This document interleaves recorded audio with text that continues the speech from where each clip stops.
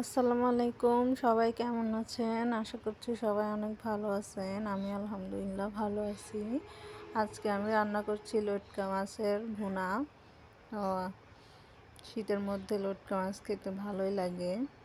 তো লটকা মাছটা আমি বেগুন দিয়ে ভুনা করব। তো এখানে আমি পেঁয়াজ, কাঁচামরিচ আর রসুন একটু ভেজে নিয়েছি।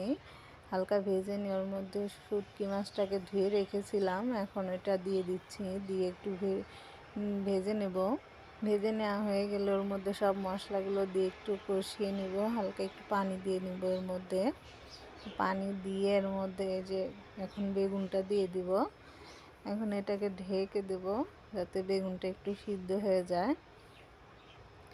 সিদ্ধ হয়ে গেলে তখন ওর মধ্যে আবার একটু পানি দেব যাতে ভালোভাবে রান্নাটা হয়ে যায়। তো এই যে দেখুন আমি পানি দিয়েছি, এই যে পানিটা অনেক শুকায় গেছে। দেখতে দেখতে দেখুন রান্না প্রায় শেষ হয়ে এসেছে।